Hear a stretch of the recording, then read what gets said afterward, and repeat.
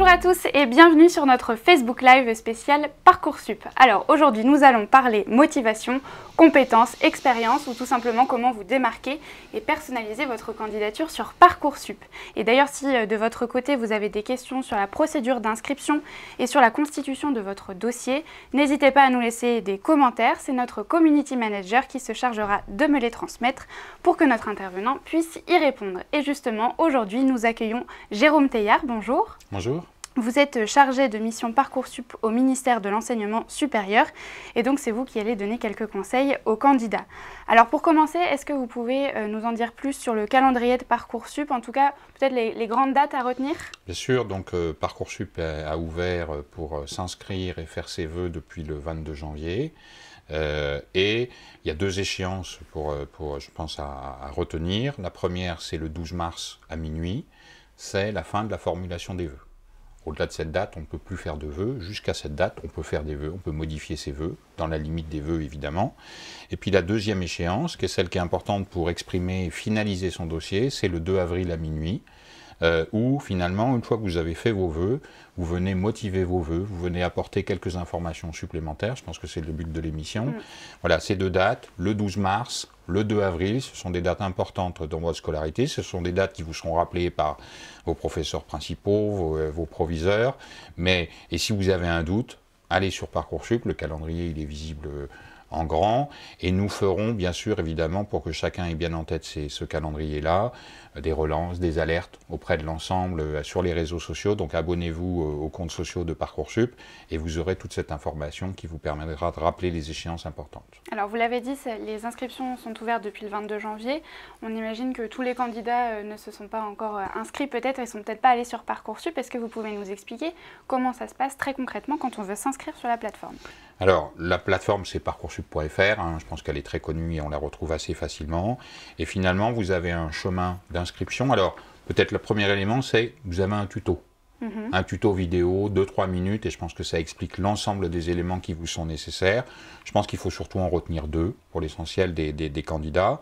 Le premier élément, c'est ce qu'on appelle l'identifiant national élève. Quand on est dans un lycée agricole, c'est l'identifiant national agricole. Vous l'avez sur vos bulletins de notes, vous l'avez sur votre convocation au bac de première, et puis si vous l'avez oublié, vous demandez à votre proviseur, il vous la rappellera. Ce numéro d'identifiant, il va vous permettre d'accéder à votre dossier et de créer finalement votre numéro Parcoursup qui sera le vôtre. Le deuxième élément, c'est d'avoir une adresse mail, qui est l'adresse finalement que vous utilisez, que vous lisez régulièrement. Elle va être importante cette adresse parce que c'est celle qui vous permet d'échanger avec Parcoursup, de recevoir des informations, des alertes également. Troisième élément, intégrer un numéro de portable. Là aussi, c'est le vôtre, celui que vous utilisez, ça vous permettra de recevoir des alertes. Je vais donner un exemple très concret. Vous recevez une proposition d'admission, vous avez le premier jour une alerte sur votre téléphone mobile. Vous recevez, une fois que 24 heures avant que le délai soit expiré pour répondre, vous recevez une nouvelle alerte. Donc je pense que s'abonner aux comptes sociaux de Parcoursup, mais remplir bien correctement à la fois ces éléments de mail et ces éléments de numéro de téléphone, non seulement ça vous permet de vous inscrire, mais ça vous permet aussi de débuter la relation avec nous. Et cette relation elle va se faire jusqu'à la fin de la procédure où nous vous alertons à la fois sur les informations essentielles, nous vous alertons sur des échéances et nous vous alertons aussi lorsqu'on a besoin, pour certains qui n'auraient pas de proposition, pour les accompagner. Donc je pense que c'est vraiment très utile. Et peut-être un point que je dis, parce qu'il n'y a peut-être pas que des lycéens, élèves, il y a aussi peut-être des parents qui suivent ce point-là. Il est possible pour chacun des parents d'un enfant qui va être sur Parcoursup de renseigner eux-mêmes leurs adresses mail, leur numéro de portable. L'objectif, c'est que vous puissiez vous aussi recevoir finalement les mêmes alertes et les mêmes messages. Et de l'expérience de 2 années de Parcoursup, c'est bien utile parce que ça permet de partager une échéance à se rappeler vaut mieux qu'il y ait quelqu'un qui vous rappelle un peu une échéance à respecter. Vous avez plus de 24 heures pour choisir plutôt que de laisser passer un délai. Donc ça, je le dis, c'est aussi un conseil. N'hésitez pas. Parcoursup, c'est l'aventure d'un lycéen, mais c'est aussi une aventure familiale. Et je pense qu'il faut aussi y penser au moment où on s'inscrit. Donc là, on va plutôt renseigner toutes ces informations, son dossier, sur un ordinateur plutôt qu'un téléphone ou pas? Est-ce que Oui, ça a alors pour faire l'intérêt son entrée. Après, sur Parcoursup, il y a une application mobile sur Parcoursup, mais qui sert au moment où, qui sert une fois que vous êtes inscrit, mais surtout qui sert au moment où vous allez recevoir des propositions. Et vous pourrez interagir sur vos propositions d'admission à partir de votre mobile. D'accord. Le mobile est toujours utile, je pense, quand il y a une carte interactive sur Parcoursup, et cette carte interactive, eh ben, elle est disponible sur votre mobile, parce que c'est aussi le moyen de communication que vous utilisez tous les jours, et qui vous permet donc d'avoir une visualisation de l'ensemble de l'offre de formation. Ok. Comment ça se passe après? On a différentes étapes à remplir sur Parcoursup.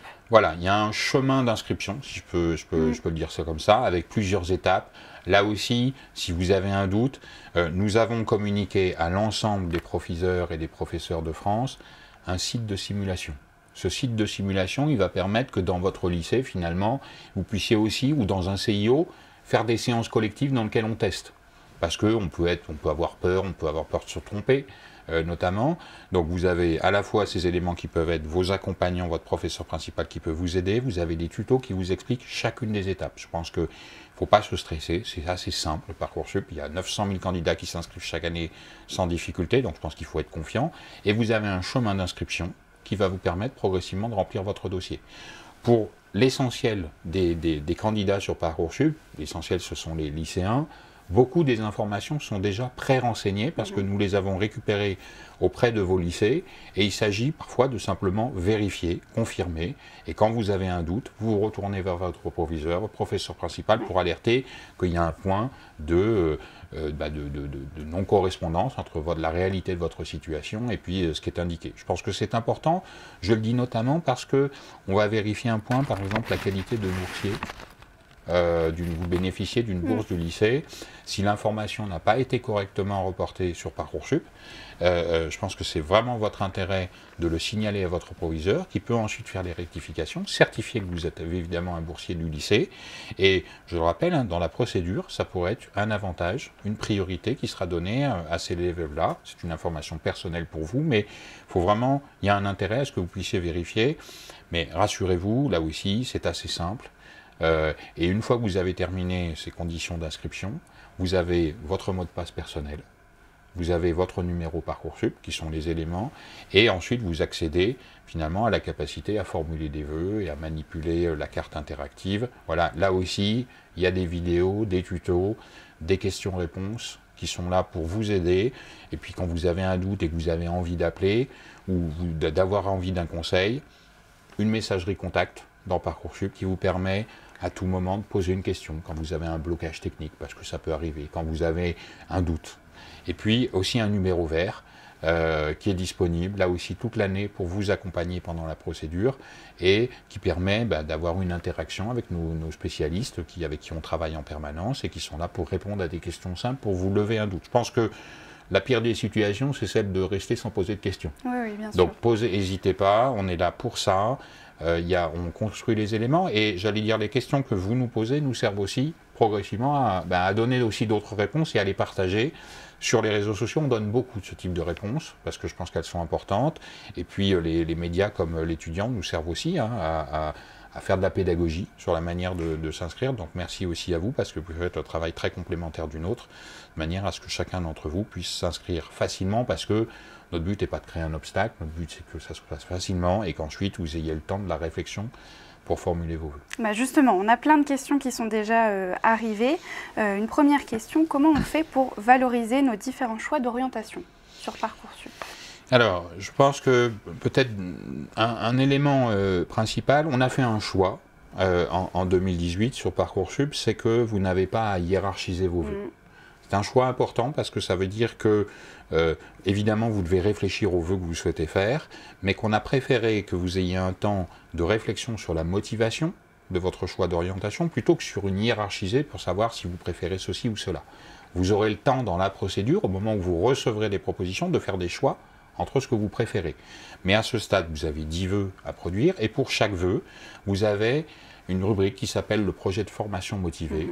qui tient en quelques lignes, hein, c'est 1500 caractères, mais dans lequel le but c'est précisément de décrire, si je peux répondre à cette question-là, décrire votre motivation. Il ne s'agit pas de faire un exposé théorique, je pense que c'est vraiment, et ce qu'apprécient les formations, c'est des éléments concrets qui viennent de vous, qui expriment ce que vous avez envie de faire.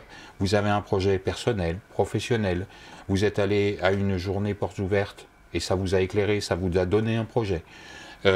Voilà, c'est tout cela où vous vous racontez, parce que je pense que c'est ça pour important, et vous pouvez aussi, parce que je pense à certaines formations, vous dites votre motivation. Je pense par exemple, quand je prends les instituts de formation en soins infirmiers, je sais que le travail que nous on a avec les formations, elles nous disent l'importance qu'elles attachent à cette motivation, parce que quand on exerce le métier d'infirmier ou d'infirmière, c'est une formation qui est évidemment passionnante, mais aussi un métier qui est difficile, parce qu'on est confronté à des gens en fragilité, des gens qui ont besoin de soins, et que quand on n'est pas motivé pour s'occuper de gens qui ont besoin de soins, c'est difficile de perdurer dans ce métier. Donc cet élément-là de motivation, il est important. Vous avez pu faire dans votre scolarité un stage dans un hôpital, un stage, etc. C'est l'occasion de le dire, d'exprimer votre motivation. Et ça, on va pouvoir le retrouver aussi dans la rubrique activités et centres d'intérêt. Absolument. Alors, activité et centre d'intérêt, c'est un petit peu complémentaire. Il ne s'agit pas... C'est une rubrique qui est transversale sur l'ensemble de vos vœux. Là, quand on a parlé du projet de formation motivée, je suis chaque vœu. Et évidemment, si vous avez fait un vœu pour un institut d'études politiques et un vœu sur une licence de philosophie, on comprend bien que ce n'est pas la même motivation. Par contre, dans la rubrique activités et centres d'intérêt, vous exprimez des éléments qui sont aussi vos expériences, votre engagement, par exemple. Vous êtes conseiller de la vie lycéenne dans votre lycée, vous êtes un délégué de classe, vous êtes un éco-délégué, et ceci participe finalement aussi de votre projet que vous avez, qui peut orienter vos études. C'est vraiment cette rubrique-là, qui est une rubrique qui n'est pas obligatoire, oui, mais que j'allais rappeler. Vraiment, je pense qu'elle est importante parce qu'elle vous permet aussi d'exprimer des choses qui ne sont pas forcément dans votre bulletin scolaire. Donc vous recommandez quand même de la remplir? Bien sûr, je recommande parce que chaque élève a une expérience. Moi, je pense, il m'est arrivé il n'y a pas longtemps d'avoir des échanges avec les responsables de l'UNSS, les clubs sportifs dans les lycées, et ils nous disaient, on a des élèves qui sont arbitres, voilà. Et quand on a ce type d'expérience, c'est aussi une responsabilité. C'est aussi, ça dit beaucoup de choses aussi sur sa capacité à avoir une forme de rigueur, sa capacité à travailler aussi avec les autres. Donc ce sont des éléments que l'on peut valoriser. Ça peut être une langue étrangère que vous maîtrisez à la maison, mais pas forcément que vous avez eu en enseignement. Je pense qu'il y a plusieurs éléments dans ces rubriques, vos expériences d'encadrement que vous avez pu avoir, des expériences d'engagement citoyen dans des associations, dans votre lycée, pour participer, des expériences professionnelles, ça peut être des stages que vous avez faits qui vous ont permis de finalement vous construire un projet personnel et professionnel, et puis une case un peu sur l'ouverture au monde, vous avez fait des séjours à l'étranger. Voilà, je pense qu'il n'y a pas... Tout a de la valeur à partir du moment où ça exprime ce que vous êtes, ce que vous avez envie de faire et que ça participe. Encore une fois, c'est une rubrique qui est là pour que vous valorisiez qui vous êtes. C'est pas là pour... si vous n'avez pas envie, si vous ne vous sentez pas, ben, j'allais dire, il ne faut pas le remplir. Il n'y a rien d'obligatoire dans cette démarche-là. C'est vraiment un sentiment. Je pense que ça peut donner des éléments sur votre personnalité et compléter votre motivation. Et puis, ça peut aussi être bien utilisé par ces formations qui... vont finalement, on cherche aussi à savoir quels sont les candidats qui viennent. Et on peut très bien avoir des situations, moi je pense que c'est vraiment important. Vous avez suivi des études et puis tout d'un coup vous avez eu un projet qui est finalement qui vous tient vraiment à cœur et qui détermine votre orientation, mais ce n'était pas forcément les études que vous aviez faites au départ. Ben, c'est aussi l'occasion de le dire et d'exprimer. Et je crois que les formations, elles sont attachées à la sincérité de l'expression de la motivation que vous pouvez formuler dans cette rubrique, et puis elles sont attachées aussi à découvrir qui vous êtes, parce que c'est un élément qui peut leur être utile pour apprécier votre dossier. Alors on va revenir sur les différents éléments que vous avez évoqués, parce que là on a encore plusieurs questions qui sont arrivées, notamment une question de Léa qui parle justement de la rubrique centre d'intérêt et activité, qui parle de justement la case ouverture au monde. Est-ce que je dois dire vraiment tout ce que j'aime ? Je pense que l'objectif, c'est pas de faire un inventaire à l'après-vert d'une foultitude d'éléments. Je pense que d'ailleurs, l'esprit de synthèse, il fait aussi partie de la qualité qui peut s'apprécier à travers cette rubrique. Je pense que ce qu'il faut dire, comment les éléments que vous l'avez renseignés, Léa, peuvent participer aussi à donner un éclairage complémentaire sur votre dossier. Il y a ce que vous renseignez, les bulletins scolaires, ça c'est l'administration de l'éducation nationale qui va le remonter, il y a l'appréciation de vos enseignants, et puis il y a aussi votre propre projet et qui vous êtes. Et si vous avez fait, en dehors de la scolarité, j'allais dire des activités, vous encadrez des jeunes dans un club de judo, voilà, ça peut vous donner des éléments. Il y a certaines formations, je pense par exemple à STAPS, qui valorisent aussi l'encadrement des jeunes, parce que ça fait partie de compétences. Vous avez, je parlais tout à l'heure, vous avez fait des stages dans et finalement ça vous a donné le sens de votre choix de poursuite d'études. C'est le moment aussi de le valoriser. Pas tout, mais ce qui finalement est essentiel pour vous. Mais par moment, on peut ne pas voir le lien entre ce qu'on a fait en dehors de l'école et la formation qu'on veut intégrer. Oui, pas grave, alors en fait. c'est pour ça, là aussi, on le remplit, cet élément-là, jusqu'au 2 avril. Vous avez le temps d'y réfléchir. Peut-être c'est là l'occasion, à travers ce Facebook Live aussi, de s'interroger. Ça veut dire quoi? Je rappelle, on a mis en lien sur le site, vous pouvez récupérer, il y a des petites fiches qui sont faites, qui expliquent exactement ce qu'on peut vouloir y mettre dans cette rubrique. Donc n'hésitez pas à consulter ces éléments-là, parce qu'ils vous sont utiles pour vous donner. Et puis, prenez le temps d'y réfléchir. Je pense qu'il n'y a pas d'urgence. On est aujourd'hui le 7 février. L'échéance pour remplir, c'est le 2 avril. Donc prenez le temps.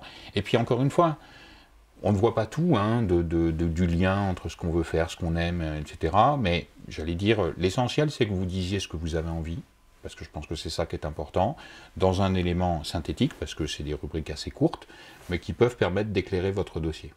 Alors, on a encore d'autres questions. Par exemple, où doit-on mettre le niveau de langue ou les compétences et quelles compétences doit-on mettre dans outils informatiques aussi? Donc en langue et dans outils informatiques. Outils informatiques, c'est pas, je ne crois pas que ça soit une rubrique. Il n'y a pas de rubrique dans activité centre d'intérêt. Je pense qu'il faut distinguer des éléments qui sont liés à une formation, un vœu particulier, ou qui sont génériques, tel un niveau de langue par exemple, parce que dans beaucoup de formations on exige un niveau minimum, et qui vont être, je pense à des étudiants internationaux qui souhaiteraient ou ils doivent attester qu'ils ont un certain niveau de langue de maîtrise du français pour accéder à ces formations, de l'information qui est plus personnelle sur ce qui peut être, qui se lie à cette rubrique activité centre d'intérêt. C'est une langue que finalement vous avez apprise dans un autre cadre que le cadre scolaire, à titre personnel, parce que vous avez un lien familial, parce que vous avez une passion personnelle, et que vous allez pouvoir renseigner, qui vont compléter votre dossier. Mais si on se trompe de case, est-ce que c'est grave? Si on met nos compétences en langue, dans engagement non, mais il n'y a pas de gravité. Voilà. Je pense qu'il faut aussi relativiser. Il n'y aura pas de blocage sur Parcoursup. Parce que les formations reçoivent l'intégralité. Elles reçoivent l'intégralité des éléments, et puis peut-être qu'elles vont remettre dans le bon sens, finalement, ce que vous avez mis dans un mauvais sens. Mais, encore une fois, je pense que ce qu'il faut éviter, c'est la précipitation. Alors, la précipitation, c'est pas ici parce que la limite est au 2 avril et que c'est le 1er avril qu'on commence à se pencher sur cette question. Je pense que prenez le temps de regarder, moi, le réflexe de Léa, il est intéressant. Regardez maintenant, voilà, vous y réfléchissez. Vous pouvez demander un conseil à votre professeur principal, à des amis, à des professeurs en qui vous avez confiance, puis avec qui vous avez envie de partager ces éléments et qui sont là aussi pour vous aider à remplir ces rubriques.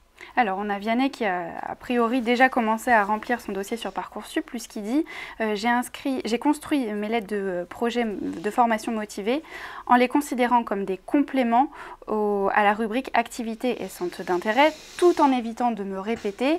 Est-ce que j'ai fait la bonne méthode? C'est exactement ça. Je pense que l'objectif, c'est ce qu'il a utilisé, Vianney, c'est un esprit de synthèse, une complémentarité. Ça ne s'agit pas de répéter plein de fois la même chose, mais voilà, il y a la motivation et puis il y a ce qui appuie votre dossier au regard de votre expérience, de vos compétences, de vos engagements. C'est assez complémentaire et je pense que la démarche qu'a utilisée Vianney, c'est la bonne. Alors, pour les personnes qui sont en reconversion, qui peuvent aussi accéder à Parcoursup, est-ce qu'il y a un endroit où on peut valoriser ces expériences professionnelles à côté des notes du bac, par exemple? Bien sûr. Alors, dans cette rubrique activité centre d'intérêt, il y a des expériences professionnelles, des expériences d'encadrement et d'animation. Et évidemment, on voit bien que quelqu'un qui a une expérience de parcours professionnel déjà construit peut à ce moment-là valoriser. Cette rubrique, en quelque sorte, peut lui servir un peu comme un CV, en quelque sorte, si on prend l'ensemble de ces éléments. Moi, je conseille à ces personnes-là de le faire, d'expliciter leur parcours, en quelque sorte, parce que, évidemment, le dossier Parcoursup, d'une manière générale, il est plutôt été construit pour des lycéens, pour des étudiants qui sont en réorientation, et donc il valorise plutôt des éléments scolaires, mais ce qu'on souhaite faire, c'est à la fois parce qu'il y a des éléments transversaux qui sont importants et qui sont de plus en plus importants aussi, à la fois pour les élèves, mais aussi pour les formations. Je pense, les nouvelles fonctions dans les lycées, je suis éco-délégué. Voilà, c'est une prise de responsabilité. Je suis dans un conseil académique de vie lycéenne, c'est une prise de responsabilité. Ça dit aussi beaucoup de votre comportement et c'est l'occasion aussi de valoriser. Vous avez cet engagement collectif. Et pour quelqu'un en reconversion, c'est plus sa vie professionnelle qui va pouvoir retracer.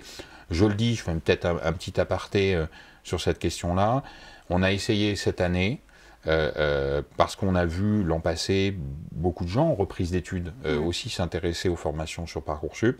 On a essayé de les guider aussi vers d'autres formations qui ne sont pas nécessairement sur Parcoursup, mais qui peuvent être plus appropriées pour eux et dans lesquelles ils vont pouvoir complètement valoriser. Ça peut être aussi l'occasion de voir, par exemple, je pense à un service qui est gratuit, qui est le service de conseil en évolution professionnelle, auquel vous pouvez accéder quand vous faites votre chemin d'inscription et qui est aussi, pour des adultes en reconversion, l'occasion d'avoir un échange avec des vrais professionnels de l'orientation sur finalement quelle est la bonne réponse en termes de formation par rapport à leurs besoins et leurs souhaits de reconversion. Ça, c'est pour les candidats en reconversion, mais pour les étudiants en réorientation, par exemple, il y a aussi une fiche particulière. Oui, il y a une fiche particulière, la fiche de suivi. Vous savez, les lycéens dans Parcoursup ont une fiche à venir. Cette fiche à venir, elle est à la fois des éléments composés de leur bulletin, de premier et deuxième trimestre, mais elle est aussi l'occasion pour leurs professeurs principaux de renseigner des compétences transversales sur leur engagement, la capacité de travail,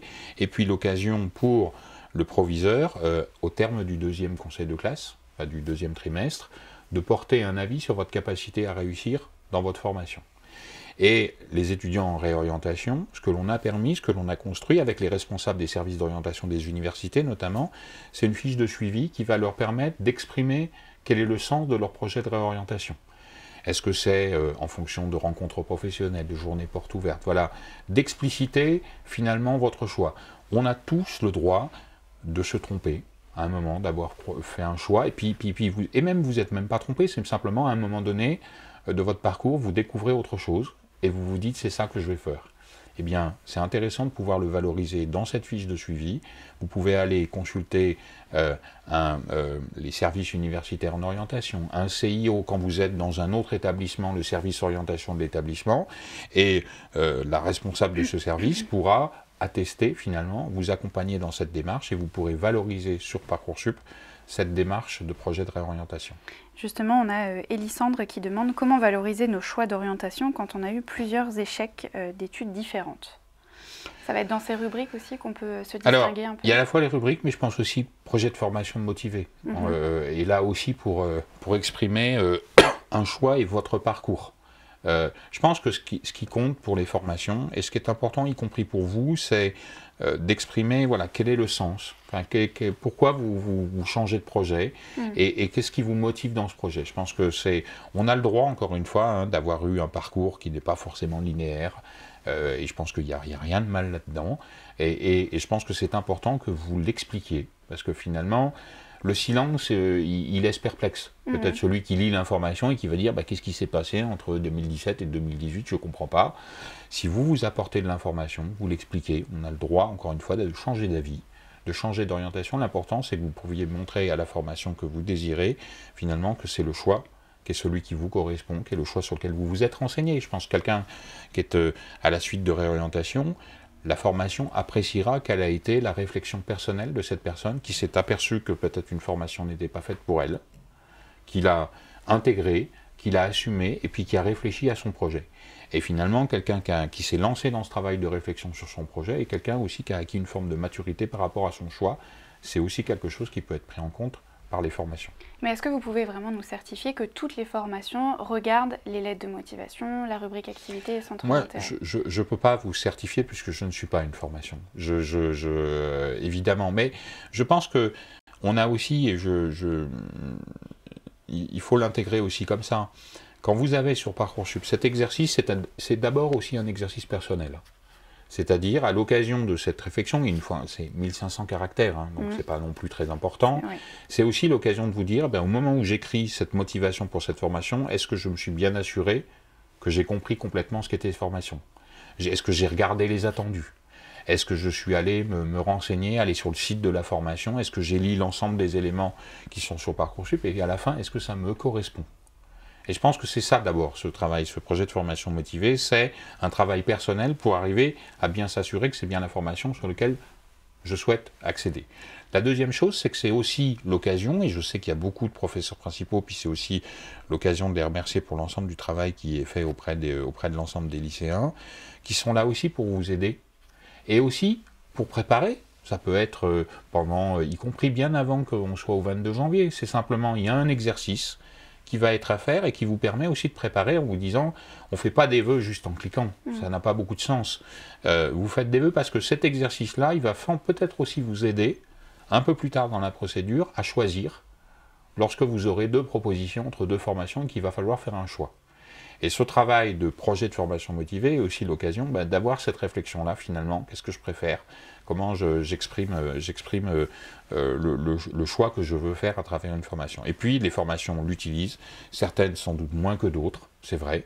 Moi, je vous le dis, hein, tout simplement, mais ce sont elles, regardez aussi les critères généraux d'examen des vœux qui sont renseignés dans la fiche de formation. Il y a des formations qui tiennent. Moi, je vous dis, il m'arrive régulièrement d'avoir des échanges avec les directeurs des instituts de soins infirmiers et qui regrettaient peut-être que d'autres ne portent pas la même attention à la question de la motivation, parce que ça leur semblait très important. Quand on est en stage, ça fait aussi partie des éléments qui sont pris en compte. Voilà, les formations donnent des signaux, mais je crois qu'il faut le voir aussi comme un exercice personnel, il faut de cette réflexion, parce qu'elle vous sera utile au moment où vous aurez à choisir, est-ce que je vais dans cette formation plutôt que dans une autre? Alors vous avez parlé de fiches détaillées des formations avec des attendus. On a des attendus nationaux, des attendus locaux. C'est des attendus qui restent assez global, ils sont plutôt générales. En fait, beaucoup de formations, ce qu'on appelle des attendus nationaux, qui sont l'expression sur tout type de mention de licence, je prends par exemple cet exemple-là, c'est de dire quelles sont les connaissances et compétences pour réussir dans cette formation. Ça n'est pas pour vous faire un blocage à l'entrée, ce n'est pas des conditions pour rentrer, ce sont des conditions pour réussir. Et c'est un élément qui doit aussi vous faire réfléchir, en parler avec vos parents, en parler avec votre professeur principal, c'est est-ce que par rapport à ces compétences et connaissances-là, finalement, à la fois le parcours que j'ai effectué, à la fois ma motivation permet finalement de m'y inscrire raisonnablement. Nous avons demandé aussi aux formations de renseigner des critères généraux d'examen des vœux qui sont affichés sur Parcoursup, où là, généralement, elles détaillent un peu plus que les attendus. Et on peut voir, moi je vais valoriser la motivation, moi je vais valoriser différents types de notes qui seront sur le bulletin. Là aussi, ce sont des signaux qui sont là pour vous éclairer sur quels sont les éléments qui sont pris en compte par les formations lorsqu'elles vont examiner votre dossier. Donc il faut bien le prendre en compte avant de mettre les vœux et de remplir son dossier. Oui, je pense que c'est un élément, cette fiche de formation, elle est assez synthétique, hein, mais elle vous donne des éléments et elle doit participer de votre réflexion au moment, avant de faire des vœux, pour être sûr que les vœux que vous formulez sont des vœux pour des formations dans lesquelles, finalement, vous avez compris, vous avez intégré, finalement, quel va être le centre de cette formation. Il y a aussi, moi je le redis, sur chaque fiche de formation, les dates des journées portes ouvertes. C'est fondamental, ces journées portes ouvertes. Vous rencontrez à la fois des responsables pédagogiques, des responsables administratifs de cette formation. Vous pouvez rencontrer des étudiants ambassadeurs qui ont fait cette formation et qui peuvent vous donner, chacun à leur niveau, finalement, des éléments concrets. Quel est le contenu de la formation? Un étudiant vous dira peut-être quelle est l'intensité du travail, finalement, que vous aurez à fournir dans cette formation. Donc, profitez de ces moments-là. Profitez des salons qui sont organisés régulièrement dans toutes les régions en France pour vous renseigner. Il y a aussi des formations qui ont un site internet dans lequel vous pouvez aller naviguer tout seul. Et puis, le travail, je pense que n'hésitez pas aussi à interroger votre professeur principal. On a le droit d'avoir des questions, mais je pense qu'il faut les poser. Cette procédure, elle est aussi faite là pour ça. C'est pas et ça vous évitera, ça vous permettra de faire les bons vœux. Et puis ça évitera de faire des vœux au hasard. Et moi, je je profite un peu de ce moment pour redire finalement 2 conseils qui me semblent très importants. Évitez de faire qu'un seul vœu. En fait, ça n'existe pas qu'on ait qu'une seule envie. Alors c'est peut-être, il y a quelque chose qu'on préfère plutôt que d'autres choses, on a tous le droit, puis on porte tous ça, mais évitez de faire qu'un seul vœu dans une filière sélective, parce que vous réduisez vos chances finalement d'avoir des propositions, en tout cas vous prenez un risque, et puis diversifiez vos vœux. Vous avez le droit d'aimer finalement qu'une formation. Je pense quelqu'un, souvent des études de médecine, c'est un sujet très passionnel. Des gens ont envie de faire ça depuis qu'ils sont tout petits, et vous avez le droit. Mais vous pouvez diversifier, c'est-à-dire vous pouvez aller faire des vœux dans plusieurs régions, parce que c'est ce choix-là qui vous motive. Et puis vous pouvez faire d'autres choix parfois, et on vous donne des indications sur Parcoursup, sur la carte interactive, entre des formations similaires. Ça vous permet aussi d'avoir, quand vous recherchez un DUT, un BTS, de regarder finalement, y a-t-il des formations qui sont proches, qui vont vous permettre d'arriver à la même finalité professionnelle. Mais c'est une formation un petit peu différente. Donc je pense qu'il ne faut pas hésiter, diversifier vos vœux, éviter un vœu unique.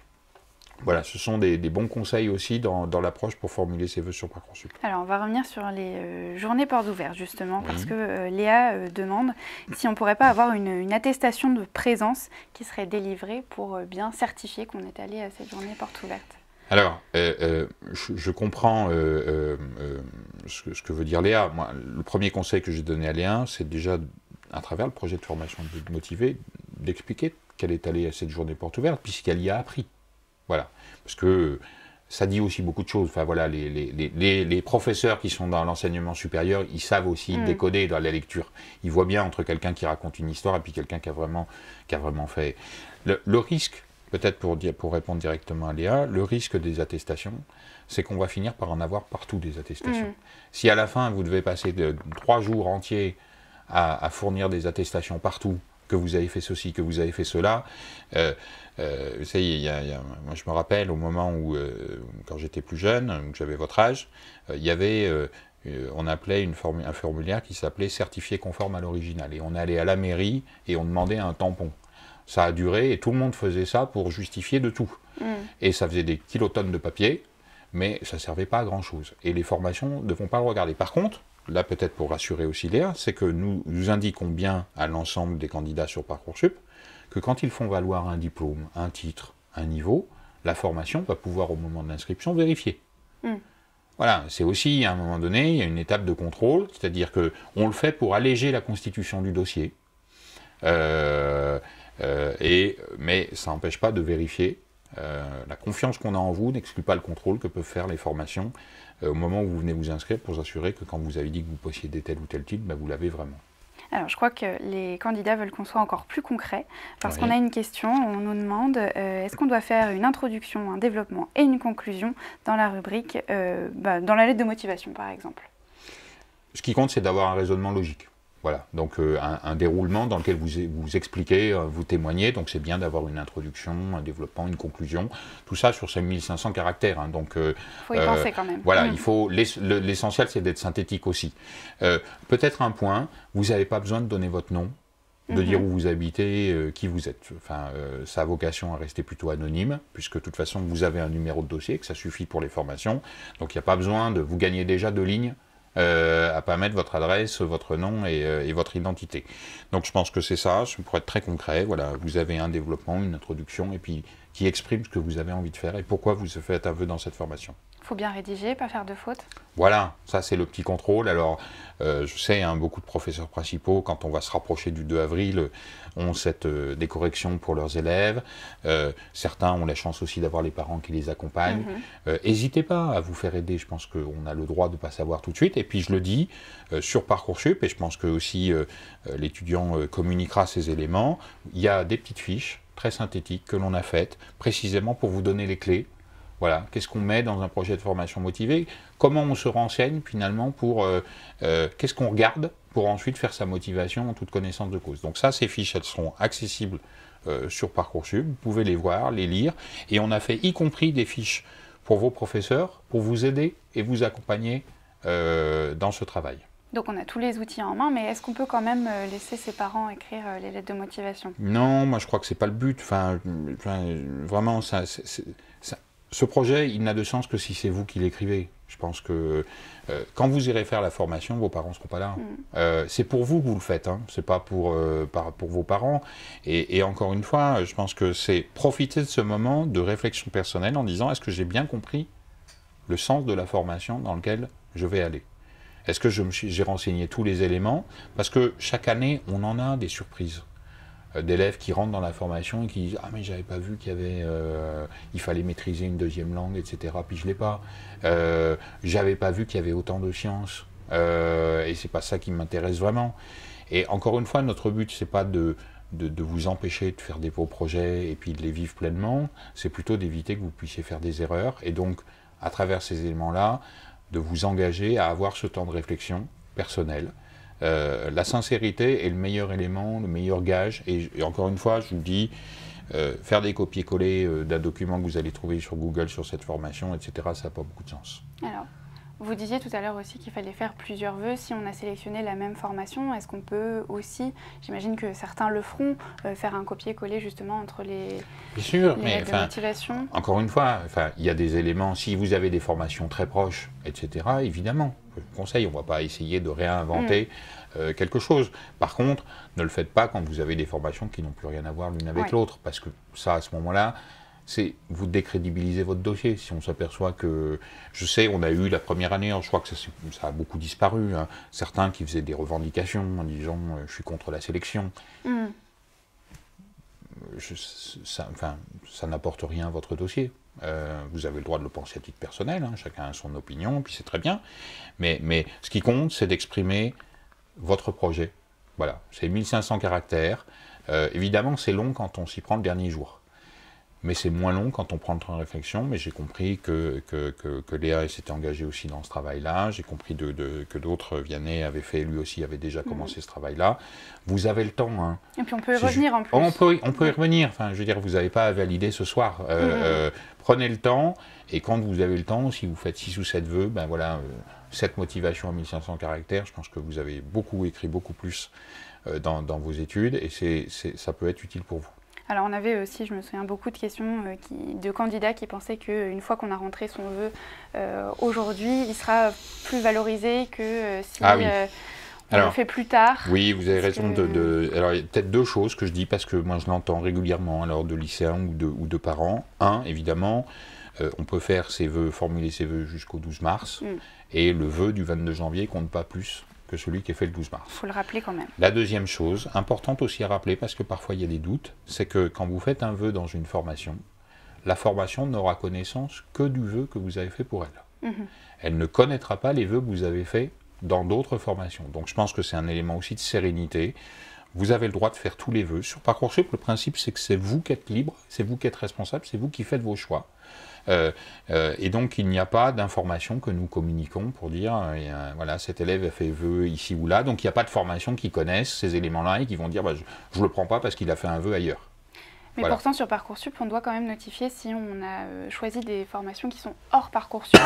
Là c'est pareil, les formations elles n'auront pas accès. C'est uniquement pour nous et c'est plus pour connaître, c'est-à-dire que c'est pour savoir si à un moment donné, eh bien, parce que vous aurez fait des formations et d'autres projets en dehors de Parcoursup, qui encore une fois est votre choix, mais on le saura au moment si vous n'avez pas de proposition pour vous dire, nous savions que vous aviez d'autres projets, est-ce que ces projets se sont matérialisés? Est-ce que vous n'êtes plus intéressé par Parcoursup parce que vous avez choisi une autre voie? Alors, on a une question un petit peu technique sur le brevet des premiers secours. Est-ce que je suis obligée de le mettre alors qu'il n'y a pas d'onglet pour Oui, la rubrique est vraiment libre. C'est-à-dire que c'est vous qui renseignez le brevet premier secours. Je pense que c'est un bon exemple qui aussi manifeste, voilà, ça fait partie de mon vécu, j'ai cet élément-là. Donc il n'y a pas de, c'est dans la rubrique peut-être engagement, voilà, vous allez le renseigner, il n'y a pas de case à cocher, mais simplement vous le renseignez d'un tiret. Et encore une fois, pour reprendre ce que nous partagions tout à l'heure, si une formation ensuite disons montrez-moi que vous avez effectivement ce diplôme puisque vous l'avez fait valoir dans la formation, vous le donnerez si la formation vous le demande. Ça peut arriver. Voilà, ça peut arriver. Une question d'Iman. L'année dernière, j'ai postulé pour un BTS Commerce International, mais je n'ai pas été prise. Dois-je préciser sur ma lettre que c'est la deuxième fois que je postule? Non. Non, non, non. Je pense que ce n'est pas nécessaire. Encore une fois, vous êtes la candidate de l'année 2020. Voilà, c'est ça qui compte. Si vous avez, si Iman a fait ses vœux sur Parcoursup, je le dis parce que c'est un petit conseil utile, en renseignant au moment où elle s'inscrit, en renseignant son adresse mail, elle va pouvoir récupérer l'ensemble des informations qui étaient déjà. Donc ça lui évite d'avoir à remplir des éléments importants. Et nous gardons les données de chacun des candidats pendant 2 années. Donc si on fait 2 années, alors je ne souhaite pas, hein, plus on trouve sa voie et mieux c'est, mais si des candidats ont à revenir sur Parcoursup, on a pu conserver leurs données. Je le dis pour des lycéens parce que ça peut être important aussi, nous récupérerons les éléments de la fiche à venir de l'année précédente, mais pas les éléments qui étaient sur vos vœux, parce que vous changez de vœux, mais on récupérera ce qui pourrait être valorisé, ce que votre professeur principal avait rempli sur vous, sur vos engagements, votre capacité de travail, l'autonomie. Voilà, c'est une possibilité aussi, parce que je sais que plusieurs lycéens se demandent en disant mon professeur avait valorisé mon parcours, est-ce que c'est gardé? Oui, c'est gardé. Sophie demande d'ailleurs, quand on est en réorientation avec Bac+1, est-ce qu'il faut faire autrement pour s'inscrire sur Parcoursup? La procédure est la même. La procédure est la même. Hein. Pour donner quelques chiffres qui permettent de voir qui est le public aussi de Parcoursup, en 2019, on avait à peu près 650 000 lycéens donc qui passaient leur baccalauréat, mais on avait aussi 135 000 étudiants en réorientation, donc qui avaient fait une première année et qui décidaient de se réinscrire pour faire des vœux, ou parfois, parce qu'on en avait beaucoup dans ce cas-là, vous savez, des étudiants qui étaient en première année de PACES, et c'est une année au terme de laquelle c'est très sélectif, et donc qui par précaution s'était inscrit aussi sur Parcoursup. Est-ce qu'il faut valoriser aussi ces années de prépa? Je pense aux écoles d'art, par exemple, justement, ou même quand on a fait des formations dans le social, paramédical. Est-ce qu'on le valorise sur Parcoursup, comme le dit? Alors, vous avez intérêt à valoriser sur Parcoursup votre parcours. De toute façon, ça ne servait à rien de laisser une année en blanc, parce que je pense que ça pose question dans un parcours. Donc, si vous avez fait une année préparatoire, bien, la rubrique aussi activité centre d'intérêt, elle est là aussi. Et puis dans vos notes que vous allez renseigner, vous pourrez aussi développer votre parcours. Je pense que vous avez intérêt à dire votre parcours. Ça ne vous disqualifie pas, ça peut vous apporter des éléments qui donnent aussi un éclairage sur qui vous êtes et sur la manière dont vous avez construit un projet. Si on souhaite faire une année de césure, parce que là aussi on peut le cocher sur Parcoursup, est-ce qu'il faut le stipuler quelque part? Alors, il y a 2 choses. Nous avons prévu que le candidat qui souhaite faire une année de césure puisse le mentionner sur Parcoursup. Là aussi, pour rassurer les lycéens et les candidats, cette information ne sera pas transmise à la formation au moment où elle examine les vœux. Parce qu'évidemment, on pourrait se dire, oui, mais il sait que je veux faire une césure, donc il ne va pas me prendre parce que je ne serai pas là. Non, nous ne lui portons pas cette information. Par contre, nous pourrons lui signaler au moment où vous avez accepté définitivement une formation. Et je le rappelle parce que c'est important de l'avoir bien en tête, quand vous êtes en césure, vous êtes déjà un étudiant. C'est-à-dire que vous êtes rentré dans une formation, vous avez construit un projet de césure, soumis à votre responsable de formation, quel est mon projet de césure, et vous avez une forme d'engagement contractuel avec eux, vous allez être inscrit dans la formation, vous ferez votre année de césure, et l'année suivante, la place que vous aviez finalement, elle a été réservée pour vous, vous n'avez plus à passer sur Parcoursup. Vous accédez directement à cette formation. Évidemment, ce n'est pas un enfermement non plus. Si vous avez d'autres projets et que finalement vous ne pouvez pas revenir dans la formation dans laquelle vous étiez inscrite parce que à l'occasion de l'année de césure, vous avez découvert autre chose et que vous voulez vous orienter vers autre chose, vous refaites un dossier sur Parcoursup. Oui, c'est possible.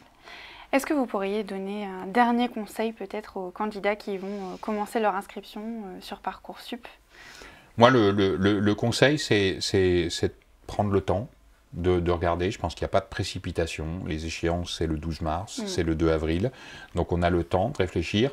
Pour beaucoup de lycéens, mais étudiants en réorientation aussi, la période du mois de février engage la période des vacances. C'est aussi un moment où on peut avoir un peu plus de temps de réflexion personnelle. Et puis, c'est vraiment de profiter des opportunités, des salons, des chats, des Facebook Live, de profiter de toute l'information, posez vos questions. C'est maintenant qu'il faut le faire.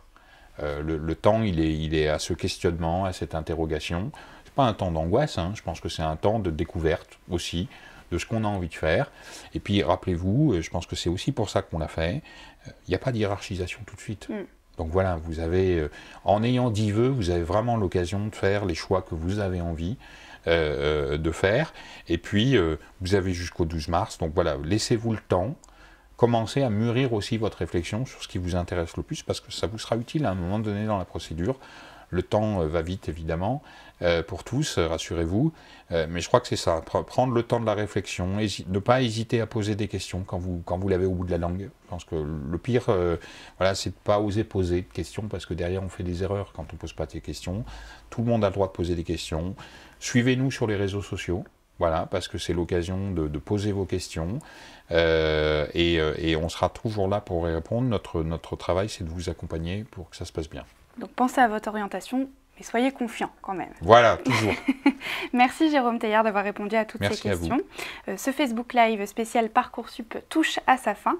Merci à tous de nous avoir suivis. Et bien sûr, si vous avez d'autres questions parce qu'on n'aura pas pu répondre à tout le monde, nous vous donnons rendez-vous directement sur le site de l'étudiant.fr, rubrique Parcoursup. À très bientôt. Au revoir.